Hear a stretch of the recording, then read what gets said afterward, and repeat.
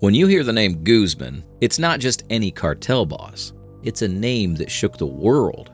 Guzman ruled with an iron fist until his empire came crashing down in 2019. But before him, there was a legend, Pablo Escobar. The ultimate outlaw, the richest criminal in history, commanding a fortune of $70 billion in today's money. His cartel flooded the U.S. with cocaine, dominating the drug trade until his infamous downfall in 1993. Yet, even after these legendary reigns ended, the story isn't over. In 2024, a new generation of Mexican Mafia bosses continues to run the game from the shadows. Who are they, and what keeps them untouchable? Stick around as we reveal the most powerful cartel leaders shaping the world today.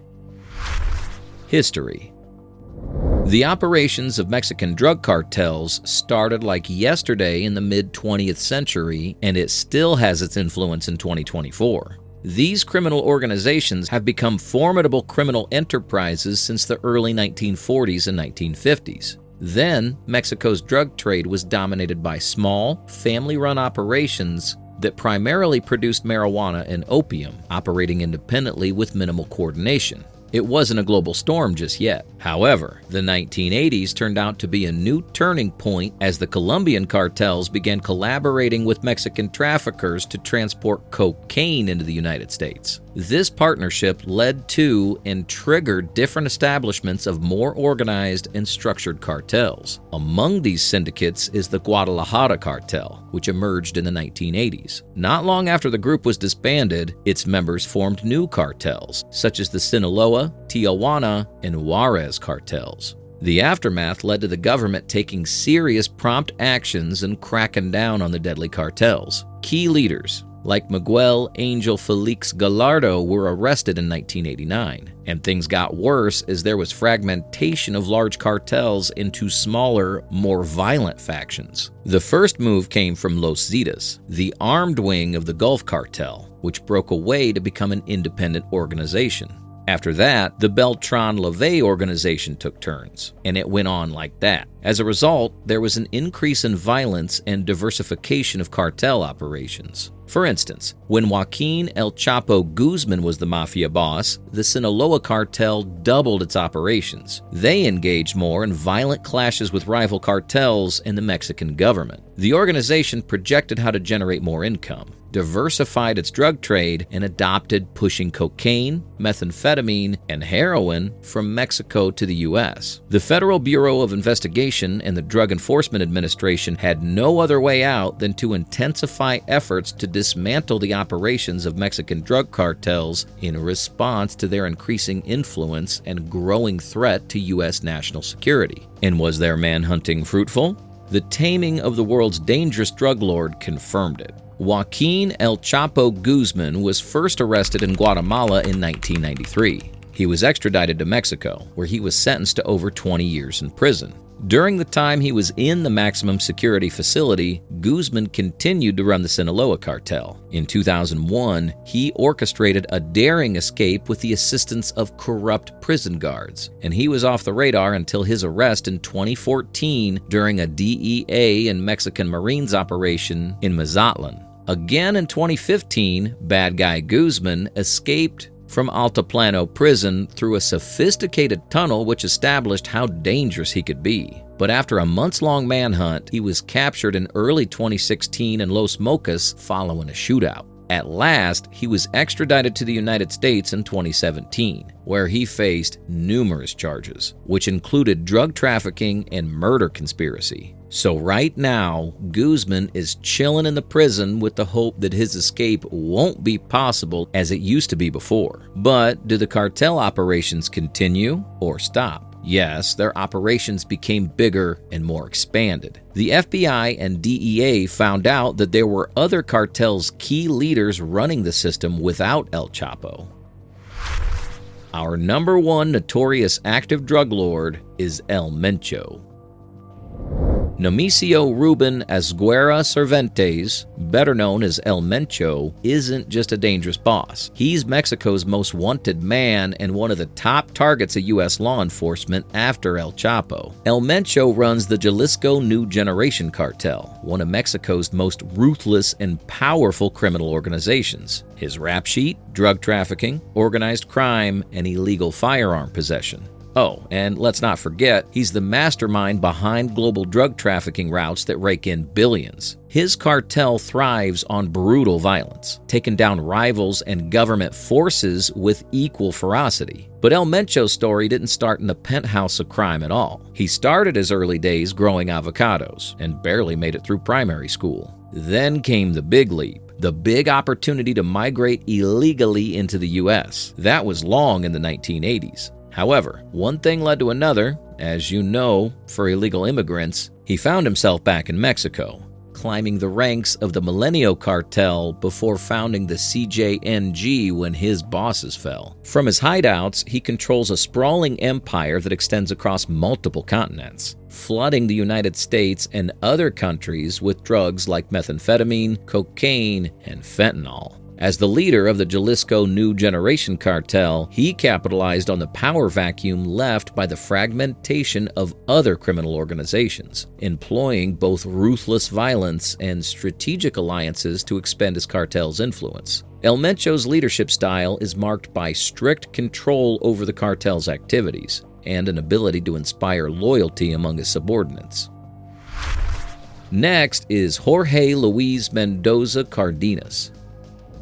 Jorge Luis Mendoza Cardenas, better known as La Garra or The Claw, is a suspected Mexican drug lord and a big name in the Jalisco New Generation cartel. Investigators confirm that La Garra oversees shipments of marijuana, cocaine, heroin, and meth to cities like Los Angeles, San Jose, Atlanta, and New York.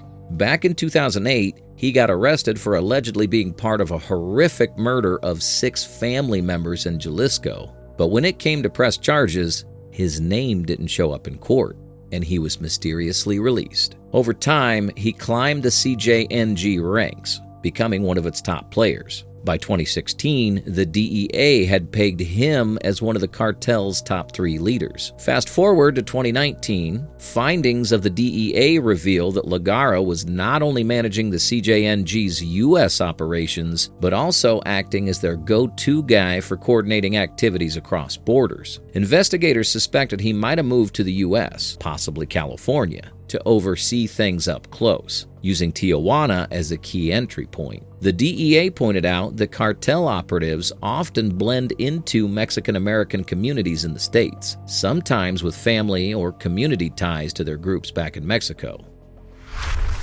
After Jorge is Meza Flores. El Chapo Isidro, whose real name is Meza Flores, got into the world of crime in the 1990s, starting with the Juarez cartel under the wing of its leader, Amado Carrillo Fuentes. But after Fuentes died during a botched plastic surgery in 1997, Meza jumped ship and joined the Beltran-Leyva cartel. Rushed to July 1, 2010, when a massive shootout erupted between the Sinaloa cartel and the Beltran-Leyva cartel, Meza, alongside another trafficker known as El Guilo, reportedly planned the ambush on the Sinaloa cartel. The aftermath was chaotic, with bullet-riddled cars, rifles everywhere, and vehicles marked with an X to identify cartel allies. Meza is a major figure in the Beltran-Leyva cartel and a key rival to the Sinaloa cartel, leading to waves of violence, kidnappings, and killings in Sinaloa. Though he narrowly escaped capture in 2010, the fight hasn't stopped there. His network still operates in areas like Mazatlan and beyond, keeping law enforcement on high alert. As of now, Meza Flores is a wanted man, with the U.S. government offering a $5 million reward for his capture. Next, after Meza, is Edgardo Leyva Escandon. Edgardo Leyva Escandon is a Mexican suspected criminal and a big shot in the Tijuana cartel, a notorious group operating out of Baja, California. After the arrest of Javier Arellano Felix in 2006, Leyva Ascandan went under the radar and has been on the run ever since. His accounts were frozen in 2009 under the Kingpin Act, which also blocks anyone from doing business with him. Basically, he's been dodging justice while staying out of sight. The U.S. isn't letting up, though. Leyva Ascandan has been charged in California for hoarding a ton of ammunition illegally. To add to the heat, the U.S. Department of State is offering a $2 million reward for any tips that lead to his arrest or conviction. And the fifth active boss is Lopez Perez. Lopez Perez was once a member of the Mexican Army and became a paratrooper in the elite Parachute Rifle Brigade. But in 1981, he decided Army life wasn't for him and deserted. Not long after, he joined the Juarez cartel and started running drug trafficking operations in Cancun. He worked closely with local kingpins. But when his boss got arrested, Lopez Perez chose to go independent rather than to stick with the cartel life. Fast forward a bit, Lopez Perez found himself in Tamaulipas and became part of Los Zetas, the Gulf Cartel's paramilitary wing. The group was originally made up of former military guys like him, so he fit right in. His nickname, El Chuda, came from his parachuting days, and he quickly rose through the ranks. He became a valuable asset as the Zetas expanded from security duties to full-blown criminal activities, including drug trafficking. Over the years, his role in Los Zetas kept growing. By 2004, he was managing international drug shipments in the Riviera Maya, prime spot for receiving South American narcotics. He was also training recruits, sharing his military expertise with the next generation of Zetas operatives. In 2009, he became a regional leader in Coahuila, further cementing his influence in the cartel. Around this time, Mexican authorities labeled him one of the Los Zetas' top fugitives, placing him on their most wanted list. By 2012, Lopez Perez was running Zetas operations in northeastern Mexico, reporting directly to Heriberto Lascano, one of the cartel's top leaders. He stayed loyal to Lascano, working closely with other key figures in the organization. Despite his high-profile role, he managed to stay under the radar. His background in the Army Special Forces made him a particularly dangerous and elusive figure, as he avoided capture while many of his peers were arrested or killed. Eventually, Lopez Perez seemed to vanish. Authorities believe he's keeping a low profile to avoid detection, especially since he's wanted for everything from drug trafficking to homicide. For now, no one knows his whereabouts, and his story remains unfinished. Before we proceed, ensure you subscribe to this channel and hit the thumbs up button for more video content like this. Next on our list is Oscar No Medina Gonzalez. Oscar No Medina Gonzalez, better known as Panu, joined the notorious Los Chapitos, an armed wing of the Sinaloa cartel. Over time, he became super close with Ivan Archivaldo Guzman, the son of Joaquin El Chapo Guzman. After working closely with Ivan for years, Panu rose to be his right-hand man, overseeing everything from drug trafficking to dealing with rival cartels and shutting down uncooperative businesses. As Ivan's go-to guy, Panu had a big role in running the Chapitos operations. He was in charge of the regional commanders, the security teams, and the infamous cesarios, that is, hitmen. These guys weren't just bodyguards. They handled everything from protecting fentanyl shipments to eliminating rivals, taking over territories, and intimidating civilians. Panu's command kept the Chapitos' fentanyl business booming while causing chaos in the process. The U.S. Drug Enforcement Administration has pinned much of the blame for the fentanyl crisis in the United States on the Sinaloa cartel. They say this cartel's been the driving force behind the flood of fentanyl making its way into the U.S. in recent years.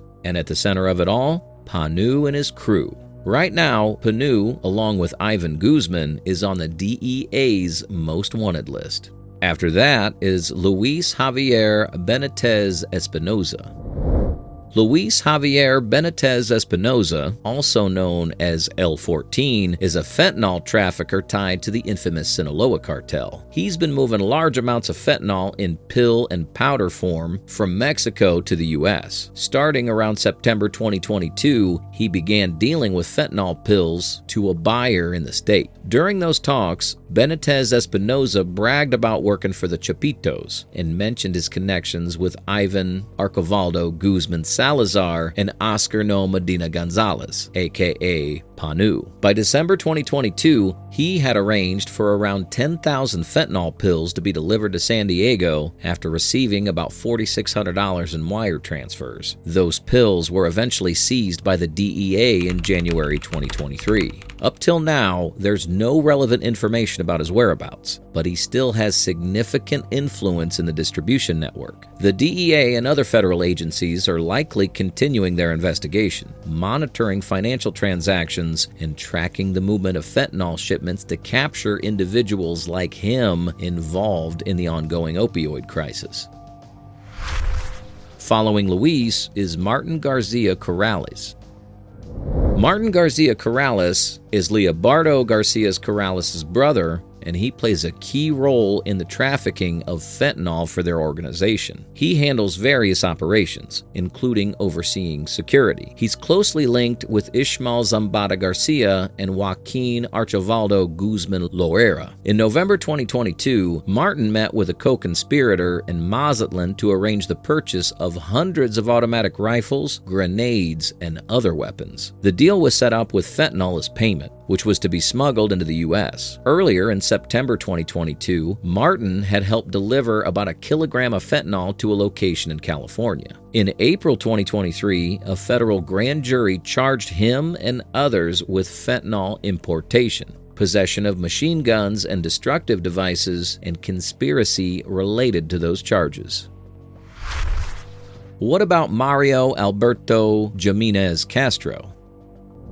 Mario Alberto Jimenez Castro, also known as Castor, is involved in money laundering for the Sinaloa cartel, helping move drug money, especially from fentanyl sales, from the U.S. to Mexico. Along with co-conspirator, he runs a money laundering operation in the U.S. using cryptocurrency. This operation connects major U.S. cities like New York City, Boston, Denver, Nashville, Omaha, and Salt Lake City to Mexico, allowing the cartel to funnel money across borders in a covert way. Since at least August 2022, Jimenez Castro has been coordinating the pickup of cash from traffickers in the U.S. and then directing it into cryptocurrency wallets controlled by other cartel members. From August 2022 to February 2023, U.S.-based couriers working under Jimenez Castro's instructions collected over $869,000 in proceeds from illegal drugs. This money was then laundered through cryptocurrency transactions for the cartel. Last but not least is Ivan Archivaldo Guzman Salazar. Ivan Archivaldo Guzman Salazar, aka Chapito, which means Little Chapo, is a Mexican drug lord and the son of Joaquin El Chapo Guzman, the infamous leader of the Sinaloa cartel. El Chapo was arrested in 2017 and sent to the U.S., but Ivan and his brothers, Jesus Alfredo and Ovidio, took over many of his operations. They're often called the Chapitos in the world of drug trafficking. Ovidio was captured in 2023, and Joaquin, another brother, was arrested in July 2024. Ivan's early life is a bit of a mystery, with different sources saying he was born anywhere from 1980 to 1983, and in places like Jalisco or Zapopan. He's the son of El Chapo and his first wife, Alejandrina Salazar. He has half-siblings through his mother and is also linked to other well-known figures in the drug trade, like Hector Luis Palma, who was part of the Guadalajara cartel. Growing up, Ivan and his brothers were involved in the Sinaloa cartel from a young age, under the guidance of their father and his partner, Ishmael El Mayo Zambada. Ivan's first big run-in with the law came in 2005 when he was arrested for a money laundering charge. He spent some time in prison, but was released later that year after appealing the conviction. In 2012, the U.S. government officially added him to their kingpin list, calling him a lieutenant in the Sinaloa cartel. He was later indicted in 2013, charged with trafficking drugs and running a major operation in the cartel. In 2023, the U.S. indicted him and his brothers on further charges related to their cartel activities, including smuggling fentanyl and other drugs into the U.S. In 2016, Ivan was kidnapped by the rival CJNG cartel, but was released after a week as a result of the efforts of his family. Since El Chapo's conviction in 2019, Ivan and his brothers have gained more power, expanding the cartel's operations, including fentanyl production.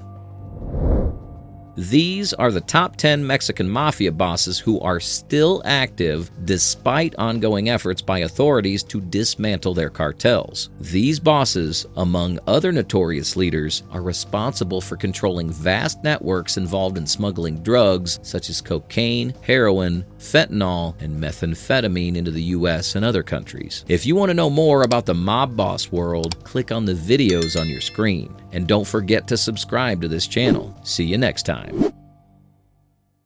Think about a world where a single cartel sparks a brutal war, fundamentally reshaping the landscape of crime and violence. Countless bodies, numerous deaths, a time of war and despair. This scenario mirrors the turmoil in Mexico.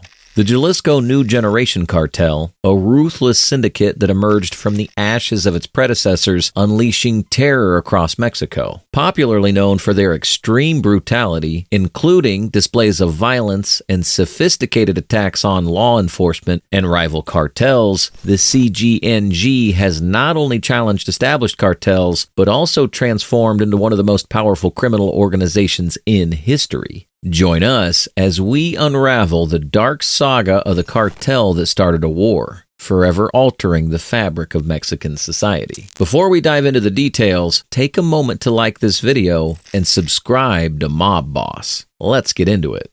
History.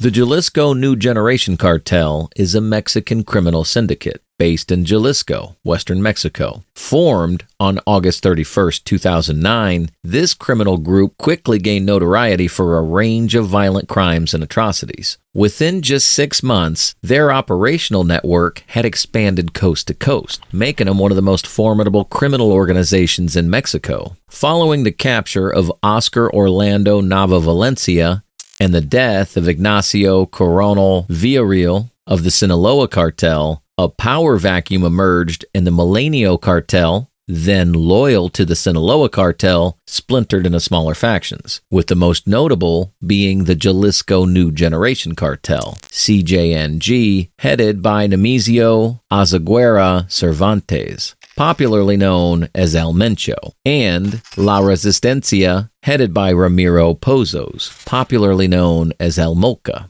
Under the leadership of El Mencho, the CJNG grew as an independent organization and one of the most powerful actors in Mexico's criminal underworld. His background as a former police officer provided him with insights into law enforcement's operations, which he exploited to his cartel's advantage. In no time, they got more sophisticated and resorted to diversifying their activities and sources of income. In essence, getting their hands dirty for some more cash, while subsequently transforming from an armed faction into one of Mexico's most powerful drug trafficking organizations. To support their growth and international ambitions, they expanded their presence to at least 27 of Mexico's 32 states. This unwanted presence drove increased violence at the local level, notably in areas of territorial dispute with other criminal groups. However, there's no greater example of the changing dynamics of the transnational criminal organization, TCO, activity and violence in Mexico than the Jalisco Nueva Generación Cartel, Jalisco New Generation Cartel, CJNG. Rising from the ashes of the once powerful Milenio cartel, this group is the epitome of a modern TCO, swiftly and violently rising to become one of the most powerful TCOs in Mexico and worldwide. The rise of CJNG is marked by the presence of various factions, each running an organized criminal network that poses a unique security threat, unlike any previously encountered. This threat is amplified by the group's extreme brutality and violence, along with their use of bold narco messaging, including propaganda, notices, and threats, mastery of social media, quasi-military tactics, and a wide-ranging knowledge base. Their ability to integrate orphan criminal cells and implement highly effective narco-trafficking strategies further solidifies their power. The violent ascent of CJNG not only has significant security implications within Mexico, but also represents a serious threat to regional and global security, operations, and territories. Since its founding, the CJNG has established a dominant presence in the central western states of Colima, Jalisco, and Nayarit, with their participation dating back to 2010, as well as in Veracruz, where they've been active since 2011. Beyond consolidating its presence near areas where it already had footholds as part of its former cartel affiliation, it also intended to expand operations across the country to control strategic drug trafficking routes, such as channels connecting the Pacific and Atlantic Oceans, as well as the U.S. border. This resulted in increased affiliate activity and violence in other central western regions of the country, including Guanajuato, Michoacan, and Zacatecas. June 2009 recounts a terrible attack on residents of the Cancun city. An abandoned truck in a residential neighborhood was discovered with the corpses of 3 men. Along with their remains was found the following message: "We are the new group Mata Zetas, Zeta Killers, and we are against kidnapping and extortion, and we will fight them in all states for a cleaner Mexico. Los Mata Zetas, Jalisco New Generation Cartel." These murdered men were then linked to individuals who'd been shown in a video on YouTube while being interviewed by masked men armed with assault rifles. Over time, several videos online confirmed the existence of the Jalisco New Generation Cartel, which was dedicated at that time to killing Gulf Cartel and Zeta members alike. In the interrogation videos done by Mata Zetas, the captured cartel members confessed their criminal activities and gave out the names of police commanders and politicians who protected them. Another encounter took place in the spring of 2011, when the CJNG declared war on all other Mexican cartels and stated its intention to take control of the city of Guadalajara. However, by midsummer, the group appeared to have been reunited with its former partners in the Sinaloa cartel. In addition to maintaining its anti-Zetas alliance with the Gulf Cartel, the Sinaloa Cartel in 2011 affiliated itself with the Knights Temploa in Michoacan, subsequently affiliating itself with the CJNG. Not so long after, 2 trucks containing 35 dead bodies were found at an underpass near a shopping mall in Boca del Rio, Veracruz. All of the corpses were alleged to be members of Los Zetas, but it was later proven that only 6 of them had been involved in minor crime incidents, and none of them were involved in an organized crime. Some of the victims had their hands tied and showed signs of having been tortured. In the evening hours of that day, around 1700, an undetermined number of vehicles blocked a major avenue in Boca del Rio. Once the traffic stopped, armed men abandoned 2 trucks in the middle of the highway, opening the doors of the trucks and pulling out 35 corpses, with a written message left behind. Other gunmen pointed their weapons at the frightened drivers before fleeing from the scene. On October 6, 2011, in Boca del Rio, Veracruz, 36 bodies were also found by the Mexican authorities in 3 different houses, with the Navy first discovering 20 bodies inside a house in a residential neighborhood. While searching at another house, they found 11 more bodies. The third and final house, however, contained just 1 body. Later on, 4 other bodies were confirmed separately by the state government of Veracruz. A day later, Ronaldo Escobar Perez, the state justice attorney general, stepped down and resigned due to the drug violence. This, however, didn't put a stop to all the violence. Exactly 24 hours after his resignation, 10 more bodies were found throughout the city of Veracruz. The CJNG was also responsible for 67 killings in Veracruz on 7th October 2011. By the 9th of October 2011, in only 18 days, the state of Veracruz reported 100 killings. In response to the multiple executions between the drug cartels, the federal government launched a military-led operation in the state of Veracruz, known in Spanish as Operativo Veracruz Seguro. On 22nd December 2011, 3 public buses were attacked by drug cartel members on Federal Highway 105 in Veracruz, leaving 16 dead. 3 U.S. citizens were among those dead. Soon after the shootouts, the authorities carried out an operation to find those responsible, killing 5 gunmen in the process. As a result of this, the U.S. consulate in Matamoros asked Americans to avoid traveling on highways between the cities in the late hours of the night. In Tampico Alte, Veracruz, on 23 December 2011, the Mexican authorities found 10 dead bodies after an anonymous call from a citizen. The corpses were dumped on a dirt road, and all of them showed clear signs of torture, with 9 out of the 10 bodies decapitated. Be the first to discover more intriguing content like this by liking this video and hitting the subscribe button to stay hooked on this channel. Let's get back to it.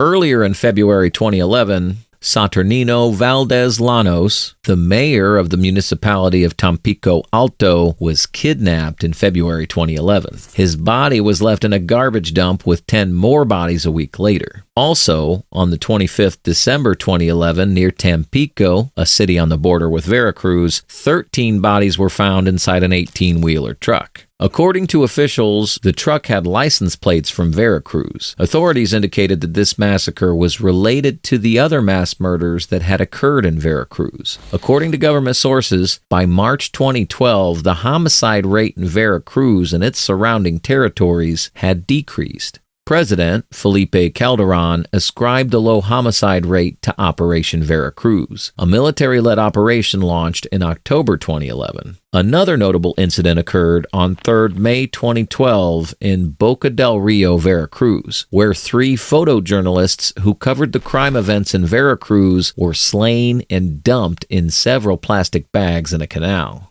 Upon the arrest of several members of the cartel, the authorities confirmed in August 2012 that the CJNG was responsible for killing 5 journalists in Veracruz alone. In addition to this killing spree, a total of 26 bodies, 16 of them burned to death, were located in several abandoned vehicles in Sinaloa, with witnesses reporting that the incident began in the early hours of the morning in Culiacan, Sinaloa. When the police forces managed to put down the flames, they found inside the vehicle a dozen handcuffed bodies burned to death, with wood remains on top of them. Later on, at 0700 hours, anonymous calls from civilians notified the police that another vehicle in the northern city limits of Culiacan was on fire. The vehicle on fire was a Ford Ranger, and inside were 4 bodies with bulletproof vests. During the night, 10 more bodies were found throughout several different municipalities. The killings were allegedly carried out by Los Zetas as a response to the massacres done by the Mata Zetas, CJNG, in Veracruz. According to the testimonies of several families, a group of heavily armed men abducted several people. One of the witnesses said that some teenagers were drinking soda in front of a store when armed men in 2 trucks abducted them. The family of one of the kidnapped victims claimed that their loved one was a teenager without vices or problems, and that the versions of him being part of a cartel are unjust and false. Other families claimed that their loved ones did not have any problems with anybody and were honest workers. Nevertheless, when the cartel members arrested were interrogated by authorities, they claimed that those killed in the massacre were not innocent and formed part of Los Torcidos, another name for the Jalisco New Generation cartel. When asked if they'd tortured him, the cartel members replied that they did not. One of the killers confessed that he had plans to leave the criminal organization, but was threatened with death by his own organization if he decided to do so. Authorities concluded that this massacre was almost a replica of what happened 2 months earlier in Veracruz. And investigators mentioned that this massacre was a response to the killings done by the Mata Zetas against Los Zetas in the state of Veracruz. Dismembered remains of 18 bodies were found inside a Toyota Sienna and Ford EcoSport near the U.S. retirement communities in Chapala, Jalisco, just south of the city of Guadalajara. 18 heads were found along the dismembered bodies. Some had been frozen, others were covered in lime, and the rest were found in an advanced state of decomposition. An anonymous call alerted the police to the abandoned vehicle, which were found by the side of a highway early in the morning on 9th May 2012. They were consequently towed to government offices to unload the bodies. with the authorities confirming that a message was left behind by the killers, presumably from Los Zetas and the Milenio cartel. The Attorney General of the state of Jalisco, Thomas Coronado Almas, stated that this massacre was a revenge attack for the 23 killed in the 2012 Nuevo Laredo massacres. How the tides have turned. Well, just briefly.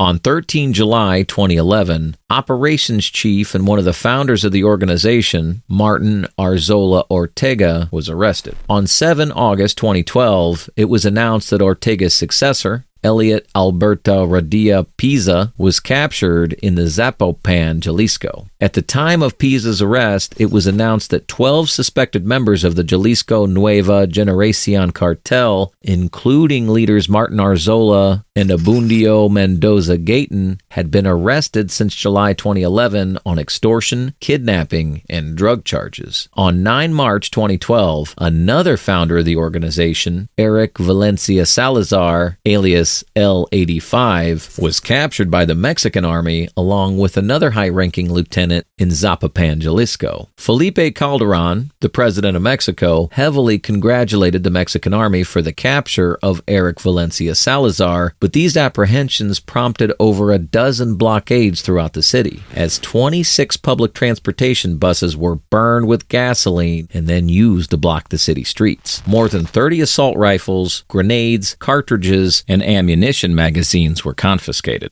As the CJNG pursued its operations in the western part of Michoacan in April 2021, it seized control of Aguila municipality. Here, the CJNG set up roadblocks to prevent the entry of security forces and rival groups in the city, displacing residents and besieging those who remained in the area. While federal and state security forces eventually reclaimed control over the municipality in February 2022, the CJNG continued to directly confront the government, killing the mayor of Aguila in March 2022. Although recorded CJNG activity in Michoacan reduced in 2022 compared to levels recorded in 2020 and 2021, overall violence levels in this state remained high amid continuous warfare with rival groups and internal conflicts. Notably, Los Pajeros Sierra Gang, a former armed branch of the CJNG operating at the border between Jalisco and Michoacan, sought to contest the CJNG's dominance in the area. In Zacatecas state, the CJNG intensified its raids in the central Zacatecas and Jerez municipalities, and in southern municipalities along the border with Jalisco, Aguascalientes, and San Luis Potosi states. The largest share of violence is clashes between CJNG and other armed groups over the control of drug trafficking routes and the shipping of synthetic drugs. In order to address the increasing violence, the federal government launched the Support Plan for Zacatecas in November 2021, deploying more than 3,000 military and National Guard officers to Zacatecas, thereby reinforcing security forces' presence in neighboring states. Despite these security measures, violence still remained high, reaching a new peak in 2022 when CJNG affiliates involved in political violence more than doubled compared to 2021, amid intensified clashes between the CJNG and the Sinaloa cartel. There is no doubt that CJNG is considered by the Mexican government to be one of the most dangerous criminal organizations in Mexico and the second most powerful drug cartel after the Sinaloa cartel. Being heavily militarized and more violent than other criminal organizations, they have a special operations group for specific types of warfare, with their hitman training program also being strict and professional. The cartel has gained notoriety for its violent confrontations with rival cartels, particularly the Zetas and Templarios, and for engaging in territorial disputes, such as the battle for control of Aguila, Michoacan against La Resistencia. Efforts to combat CJNG have faced significant challenges due to widespread police corruption and difficulties in recruiting and retaining law enforcement personnel.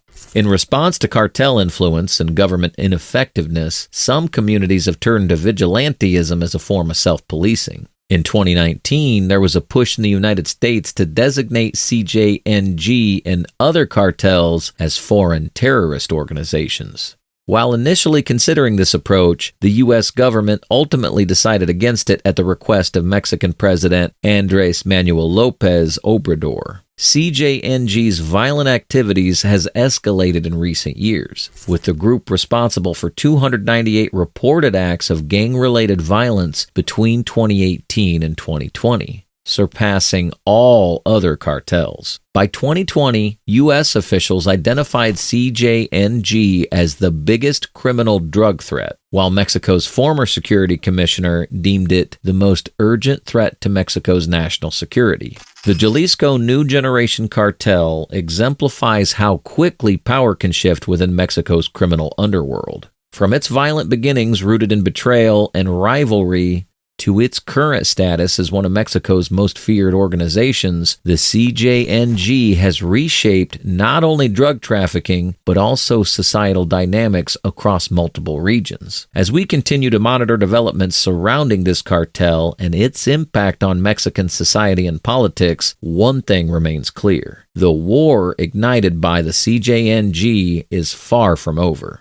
The consequences of this conflict will resonate for years to come as communities grapple with violence and corruption at unprecedented levels. Thank you for joining us today as we explored this complex narrative surrounding one of Mexico's most dangerous cartels. If you'd like to see more Mob Boss videos, click on the videos on your screen now, and don't forget to subscribe to the channel. See you next time. Until then, beyond the borders of Mexico exists a place where violence is the order of the day, where cartels reign supreme. Sinaloa, Beltran Leyva, and Los Zetas are some of the names synonymous with brutality. For decades, these organizations have orchestrated a symphony of violence, terrorizing victims, and using torture as their ultimate weapon. Kidnapped victims vanish without a trace, and most of the time, they're faced with unimaginable agonies, scorched flesh, shattered bones, and no hope.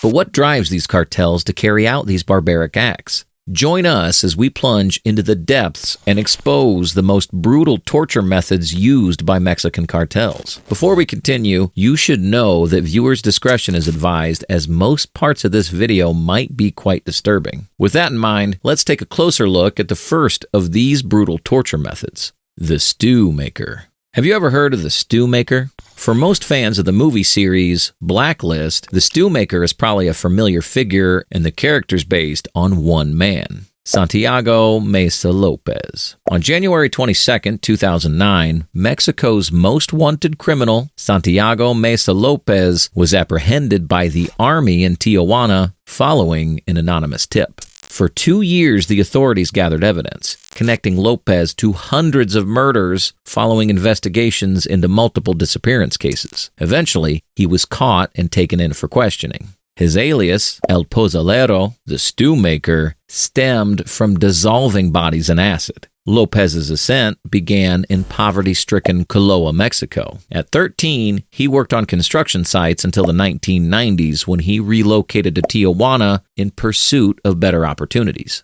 However, fate took a tragic turn when his sister fell victim to a heinous crime committed by members of a criminal organization. Fueled by a desire for revenge, he joined the Dinana cartel alongside his childhood friend, seeking revenge after his sister's brutal rape. During his interrogation, Lopez revealed that he was very interested in the cartel, and this eventually captured the attention of the cartel's leader, Aureliano Felix. Felix began tasking Lopez with the grim responsibility of disposing of bodies, offering a weekly payment of $600. It was then that Lopez got the idea to use his chilling technique. Lopez climbed the ranks, earning popularity for pioneering the El Guzo method.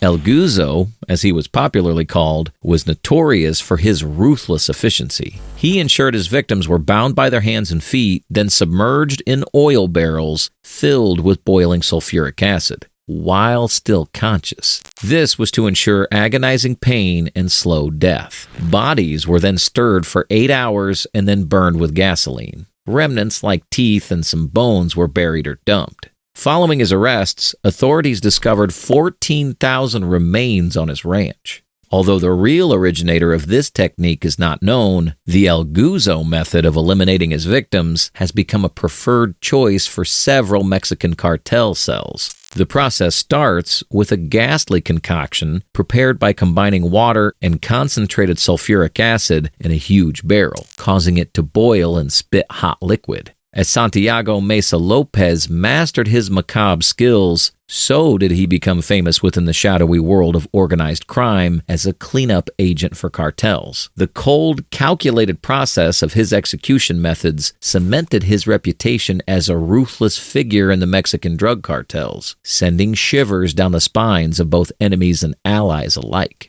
In 2012, Lopez was initially sentenced to 10 years in prison, making him eligible for release in April 2022. This decision led to outrage among families in Tijuana, who felt that the punishment didn't fit the crime. However, on February 5, 2024, his sentence was extended by another 30 years, providing some solace to the victims' families. Despite this, questions remain about the full extent of Lopez's crimes. His dark legacy haunts Mexico, reminding us of the brutality of organized crime. It is quite unfortunate that these cartels have evolved brutal means of torturing victims, including flaying victims alive. This leads us to the next brutal torture method: dismemberment. January 2nd, 2010 marked the beginning of Hugo Hernandez's descent into horror. A warm evening stroll in Sonora, Mexico turned deadly when a van swooped in, and masked men rushed out, tackling Hugo to the ground. They beat him up, zip-tied his wrists, and forced a black sack over his head.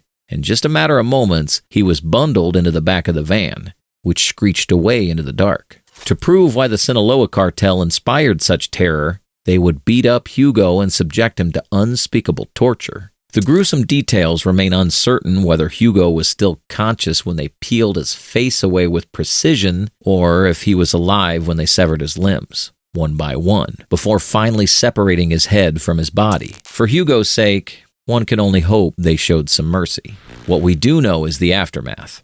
On January 8th, Hugo's torso and severed limbs were found stuffed in 2 large plastic containers on the streets of Las Mochas as a warning to the Juarez cartel. His face, stitched meticulously onto a soccer ball, was discovered in a plastic bag near City Hall, alongside a chilling note: "Happy New Year, because this will be your last." Using specialized knives, the Sinaloa cartel would meticulously strip the skin from their victims or peel their faces off with other sharp tools, all amid their agonizing screams. The cartel mastered this horrific practice to prolong their victims' suffering. This barbaric method, prolonging victim suffering, is reserved for the most serious offenders, such as rival cartel members, double agents, and thieves. The sheer savagery of flaying someone alive demonstrates just how ruthless these individuals are.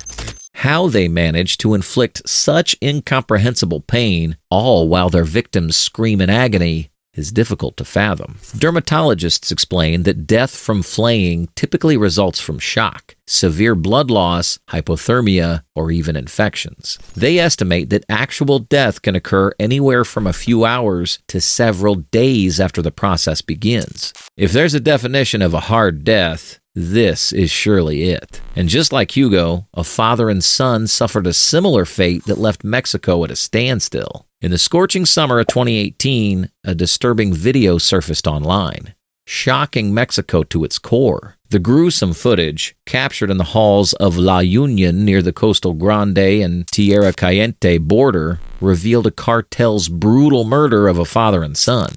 Bound and gagged, the 2 victims knelt on the ground as their captors interrogated the elder man using a large wooden stick. The violence inflicted upon him was unimaginably horrific, and just when it seemed like the brutality couldn't go much further, the father was beheaded in front of his son with a small knife resembling a pen. The most heart-wrenching moment in this video was the son's reaction to his father's death, his shock and tears resonating deeply with viewers across the nation. Shockingly, the father didn't resist his captors, seemingly resigned to his fate. It could be from trauma inflicted on his body, or he was just simply frozen by the terrifying gravity of the moment. After the father was killed, the son endured an even longer and more excruciating ordeal. The captors brutally carved into his chest with knives, and despite the agony, the son remained conscious, drifting in and out of shock. When it comes to the grim art of violence and torture, the drug cartels are disturbingly inventive. And if that's not enough, the next torture method is even more severe: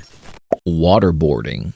Waterboarding has been used as a brutal tool of coercion for centuries. Originating in the 16th century, the Spanish Inquisition notoriously employed this approach to get confessions from suspected criminals. Today, however, the cartels have improved this already horrific tactic, adding a deadly Mexican twist to it. Traditionally, waterboarding involves pouring water over a cloth covering the face of the captive, which restricts their breathing, simulating the frightening sensation of drowning. The experience causes extreme physical and psychological trauma, typically resulting in lung and brain damage due to lack of oxygen, along with enduring mental scars. But for the Mexican cartels, it wasn't enough, as they developed methods to make this already vicious act even more painful. Seeking to impose unspeakable suffering on their enemies, they devised the huacanazo. This method mirrors traditional waterboarding, but with a cruel twist. Instead of plain water,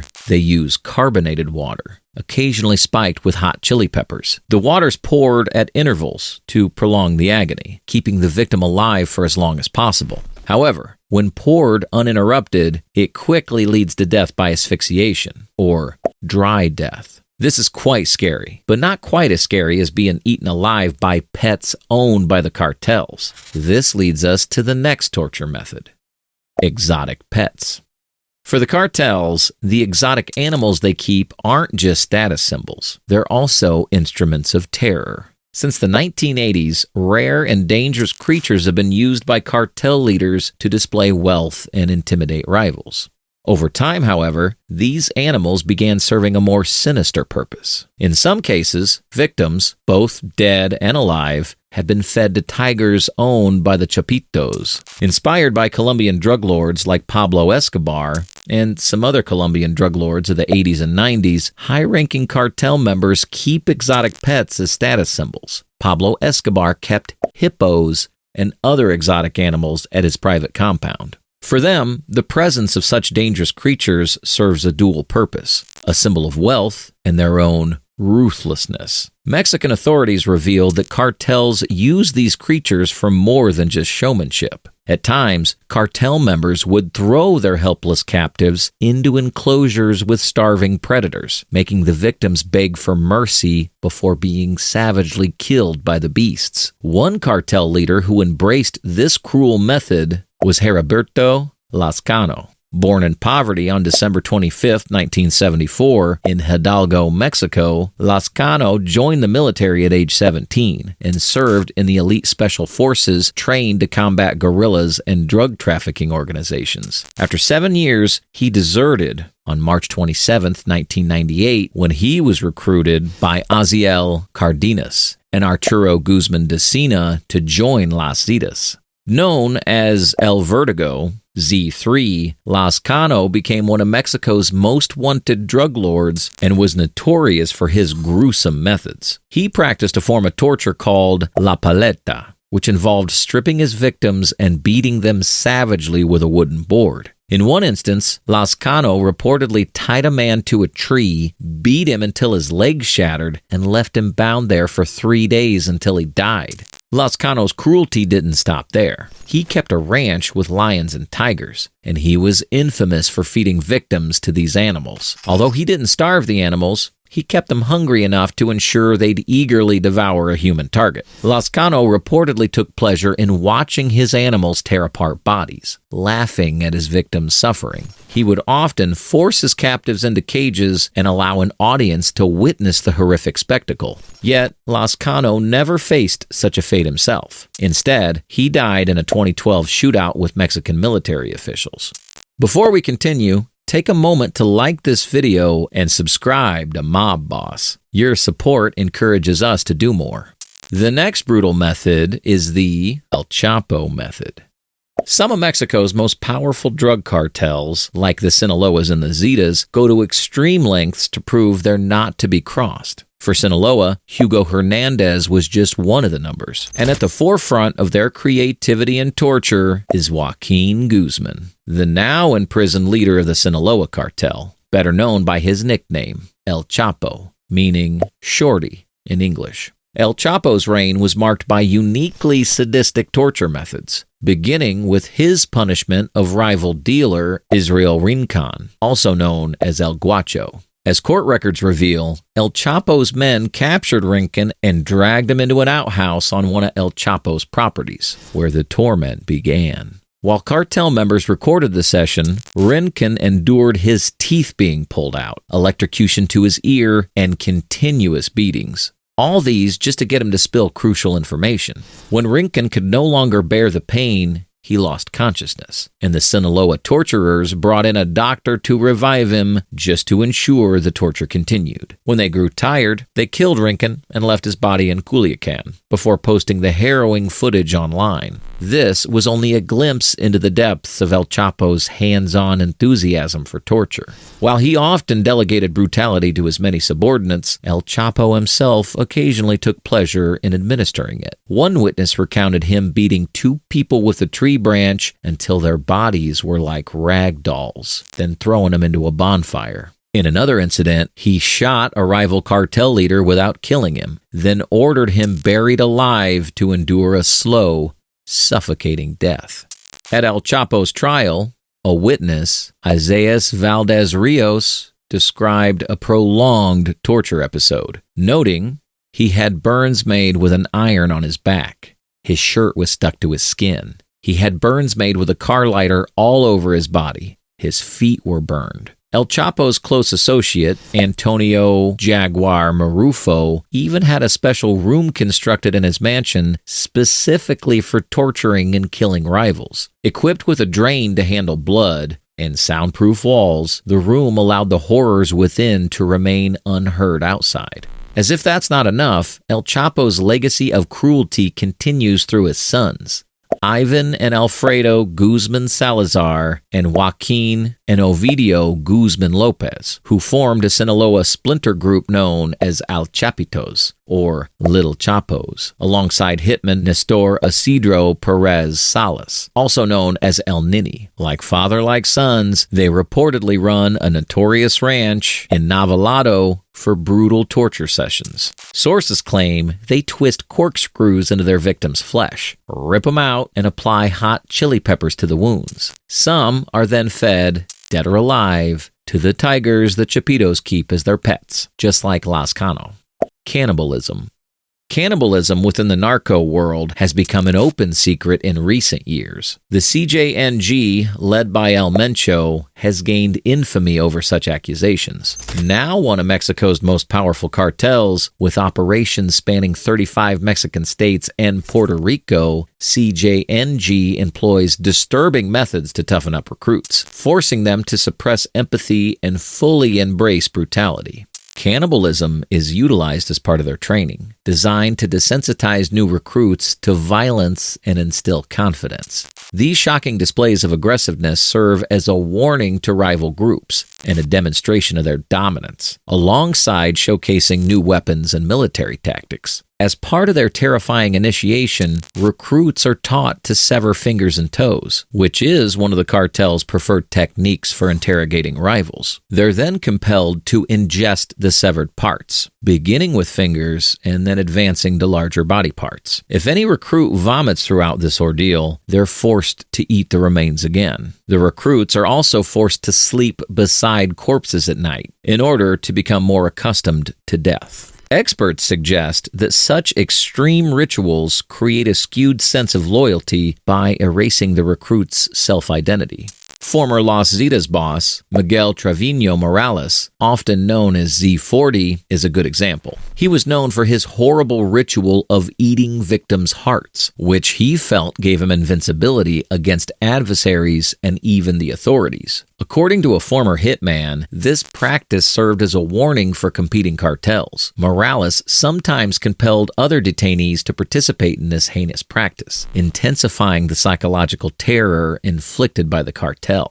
Cartels are well aware that under extreme pain, people will often say anything just to make it stop. However, their ultimate goal is to engineer fear, ensuring no one dares to oppose them. Their psychological torture tactics are chilling. Victims are confined to small, tight quarters with little food and water and forced to live in perpetual fear. Through prolonged isolation, frightening sounds, disturbing images, and even staged executions, they wear down their victims physically and mentally. For even the slightest reason, some would be forced to endure the gradual loss of their fingers until none remain. The cartel's cruelty knows no limits, sometimes slowly dismembering victims or devising other sadistic methods. What's even more disturbing is that the cartels don't just target their rivals or the public in general. They've also turned their brutality on innocent individuals. One tragic example is Maria Santos Gorestetia Salazar, the former mayor of Ticuachillo. In November 2012, the Knights Templar cartel kidnapped her and forced her to witness her husband being burned alive with a blowtorch, followed by the execution of 4 others in the same heinous manner. Then they sexually assaulted her before taking her life. An autopsy later indicated that she died of a serious head injury. Mexican cartels, drawing inspiration from Colombian torture techniques, subjected their victims to even more horrific acts. The terrifying Colombian necktie was a truly horrible act.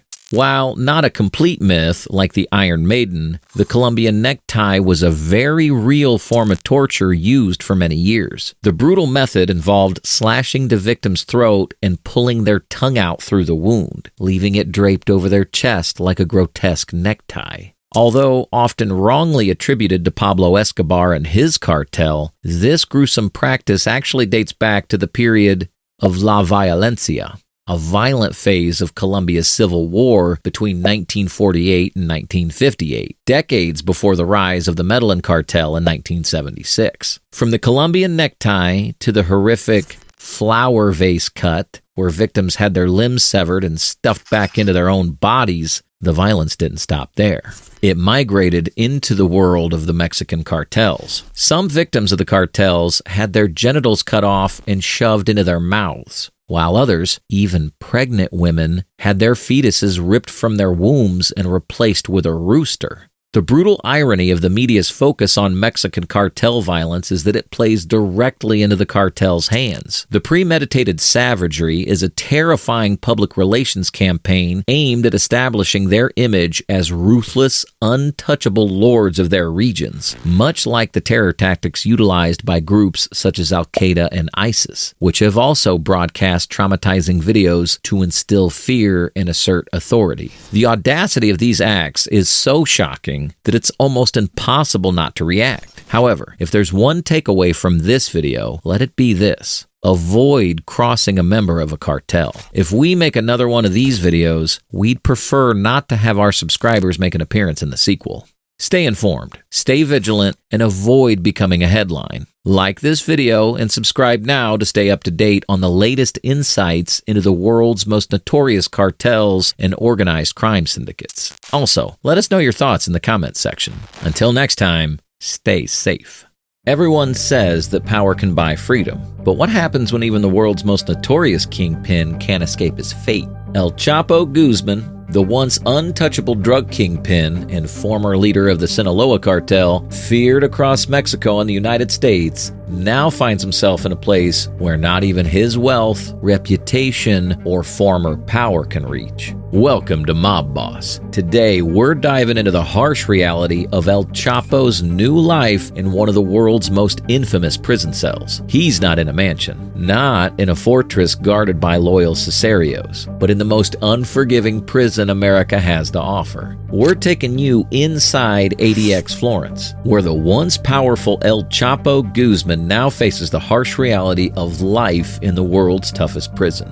Once the ultimate escape artist, now trapped in a cell designed to break even the most ruthless criminals. Ready to see what life is really like for the former cartel king? Let's dive in. Once nicknamed the Master of Escape, it almost seemed as though Guzman had become untouchable. Slipping through tunnels and fortified compounds with ease, he was slipping across borders. Then comes the dramatic turn in the tale. Guzman was taken into custody for the last time and extradited to the United States, where he now resides in the fortress-like confines of ADX Florence, aka the Alcatraz of the Rockies. Captured in 2016 and extradited to the U.S., Guzman received his life sentence in 2019. He was sent straight away to the United States Penitentiary Administrative Maximum Facility, or ADX Florence in Colorado. The Alcatraz of the Rockies houses some of the most dangerous men on the planet, designed to keep even the most cunning escape artists firmly in place.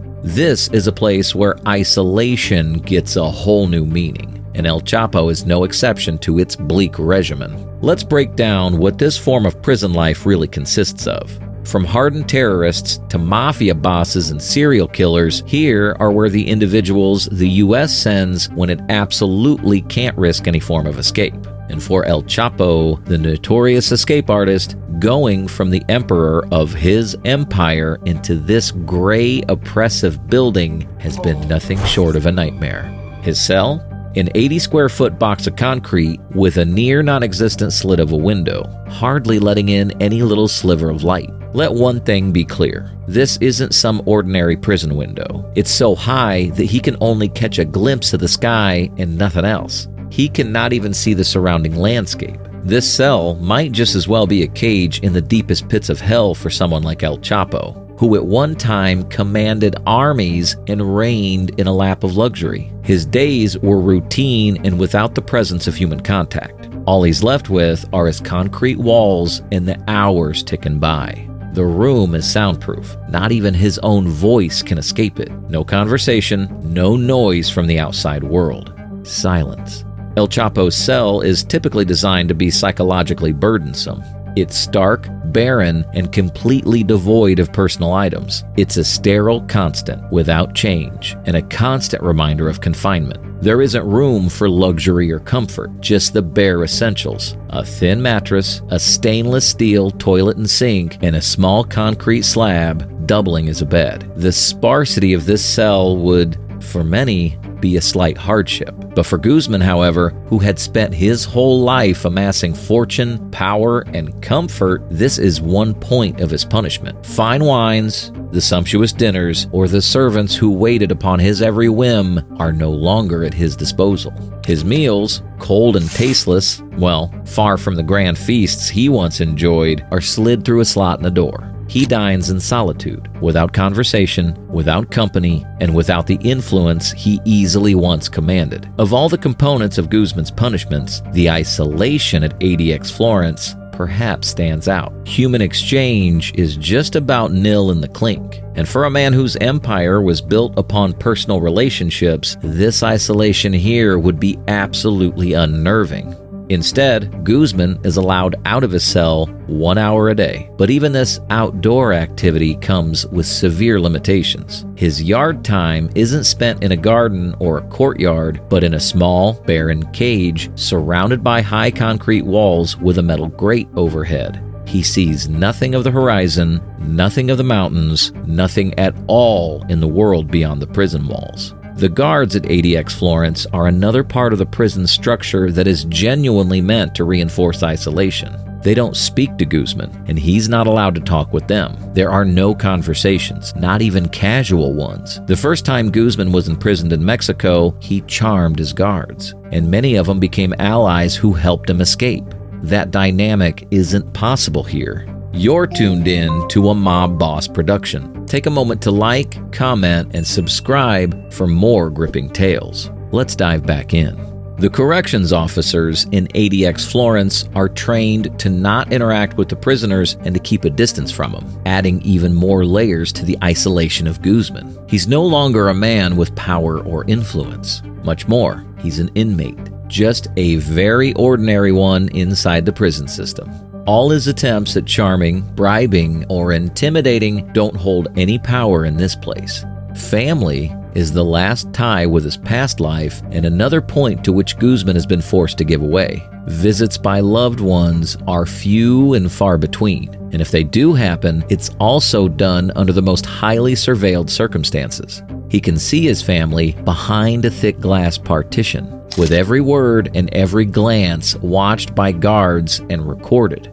Books and letters, once sources of intellectual escape, are heavily censored. Each word is analyzed, and any coded messages are skimmed through instantly.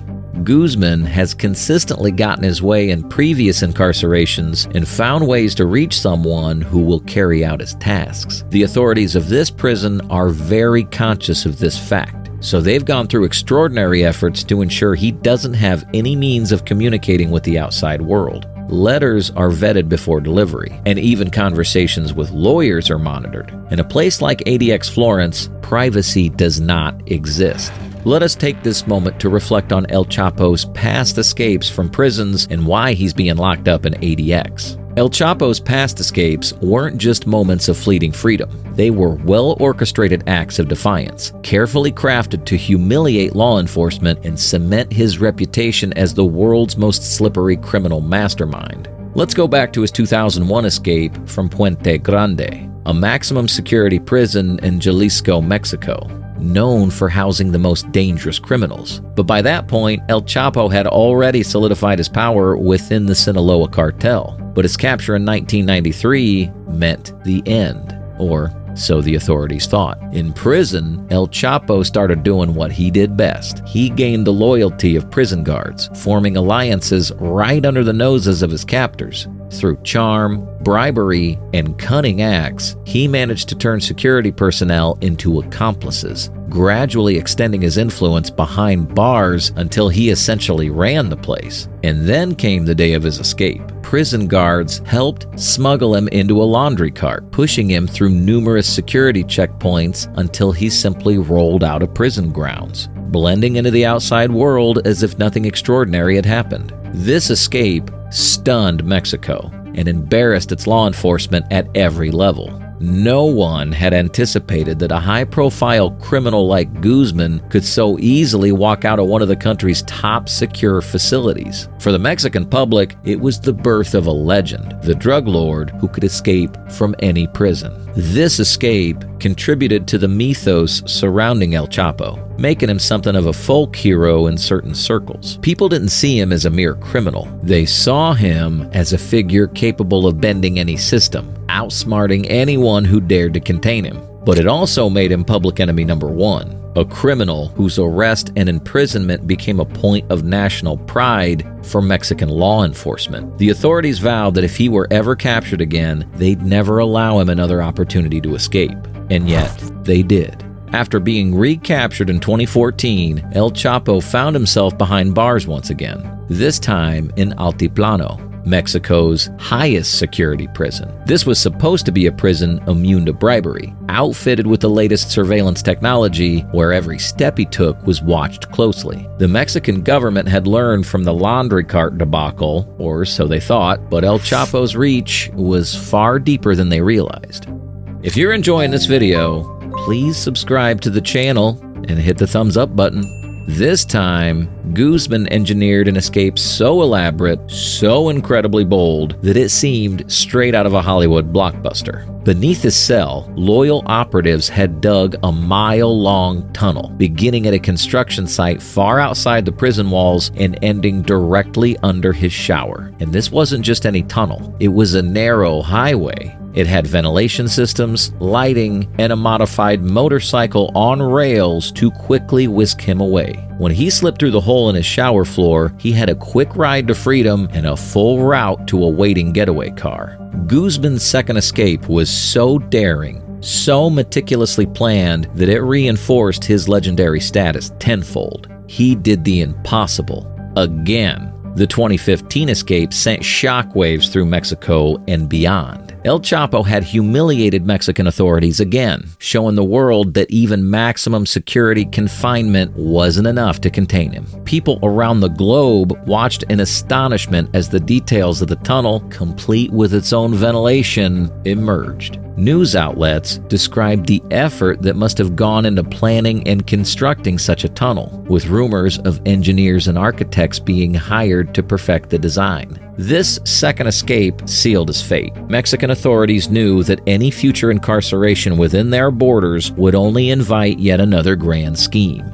another public embarrassment. They couldn't take the risk again. So, when El Chapo was recaptured in 2016, Mexican officials were quick to extradite him to the United States. They knew that once he was in American custody, his legendary escapes would come to an end. The United States, fully aware of Guzman's history, sent him to the one prison they were confident could hold him, ADX Florence in Colorado. ADX Florence is designed for individuals like Guzman, those for whom escape has always been an option, even when it shouldn't have been. Guzman's two audacious breakouts are the reason he now finds himself here, in a place where no tunnel can be dug, no guard can be bribed, and no loyalty can be bought. The irony of El Chapo's situation is striking. His very talent for escaping, which once defined his power and influence, has now been the primary factor in his placement in ADX Florence. His escapes turned him into a living legend, a kingpin with Houdini-like skills. But they also made him a target for the world's toughest prison, the one place where even his vast network of resources is rendered useless. ADX Florence has been designed to break the toughest of tough guys. Over time, its psychological toll can be as devastating as its physical confinement. Research has confirmed that prolonged isolation can lead to depression, paranoia, and even hallucinations.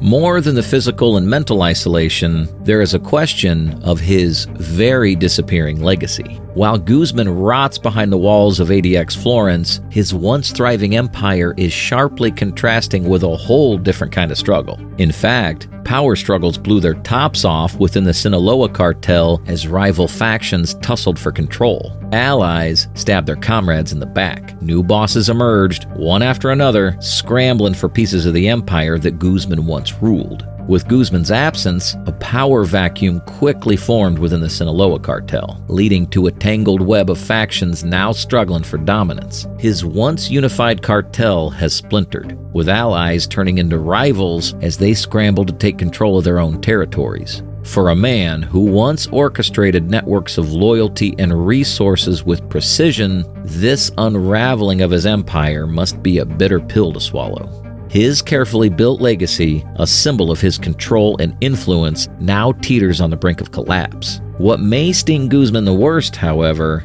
is watching his once feared name lose its weight in the world he once ruled. While he sits isolated, new players have risen without fear or hesitation, cutting deals and expanding territories that were once in his command. His influence, like his empire, is slowly slipping away. The grim reality facing Guzman is that he'll never be the man he once was. The walls at ADX Florence do more than confine his body. They confine his spirit to the ultimate punishment, a life void of meaning or purpose or even connection. This is not in doubt. The longer it goes on, the more Guzman will deteriorate mentally and physically.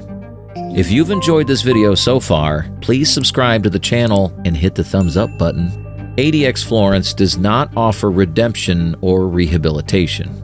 It offers only the unvaried, constant certainty of being confined, a place where even the most vivid personalities wither away. For Guzman, this is the ultimate punishment. He may never again see the light of freedom or feel the thrill of control, and each day in this prison stands as a self-correcting statement of that truism. Joaquin El Chapo Guzman is no longer the man he once was, and he was then sent to ADX Florence, reduced to one thing: a life of silence, solitude, and regret. El Chapo isn't a cartel leader anymore, isn't a feared drug lord at ADX Florence. Now, he is a man among many other inmates. Let's not forget, above all things, ADX Florence is known for one thing: taking away any shred of control from the inmates. Loss of control, more than physical confinement, is a punishment most brutal to someone like Guzman, who for decades oversaw a complex operation and managed an empire that spanned borders. He has no power here, no influence, no connections to turn to. All of the bribes, threats, and schemes that once made him untouchable mean nothing. In ADX Florence, El Chapo is a number, an inmate with no privilege, status, or legacy. His isolation is so profound that his very existence is almost erased, a shadow in a concrete tomb. His influence on the outside world has also waned. During the years he spent behind those sterile walls at ADX Florence in Colorado, the Sinaloa cartel faces other power player struggles, a division among rival factions, weakening alliances, and new leaders emerging. Without him, the empire he once built crumbles. His voice, once so powerful and commanding, is now silenced. The imprisonment of Guzman reverberates across Mexico, reminding all his former allies and foes that the life of a drug lord is never secure, no matter how many escape routes he might build. In ADX Florence, even the most notorious names, Ted Kaczynski, Ramzi Youssef, Robert Hansen, Richard Reed, and Zacarias Musau, face a reality that echoes the line, ADX Florence in prisons. But more than that, it isolates to the point where even the legends are forgotten. Their reputations fade, and the world moves on. Each one of these individuals once wielded chillingly unique power. Kaczynski's campaign of terror through his manifesto, Youssef's radical mission to destabilize the West, Hansen's betrayal of national secrets, Reed's attack on aviation security, and Musau's involvement in Al-Qaeda's plans. But ADX Florence effectively erases these identities. Inside its silent, concrete confines, their influence dwindles to nothing more than a faint echo, now irrelevant, bound by isolation to lives stripped of voice, followers, and impact. For Kaczynski, ADX Florence nullifies his anti-modern ideology, silencing his message and reducing him to insignificance. Youssef's fervent radicalism fades away, unable to inspire or terrorize in solitude. Hansen's espionage, once an assault on national security, now exists only as a remnant of betrayal within his isolated cell. Reed's fanatical agenda and Musau's violent ambitions are confined as ADX's walls erase their causes and followers, rendering their histories hollow within the prison's unyielding silence.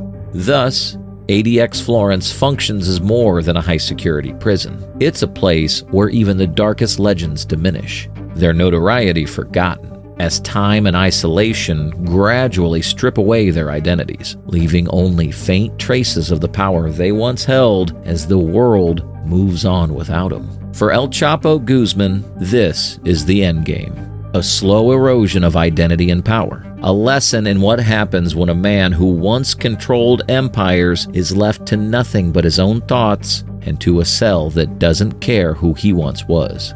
Guzman's life behind bars reveals a haunting reality of what happens when power meets its limits. That's exactly what life is really like for the man who once controlled an empire.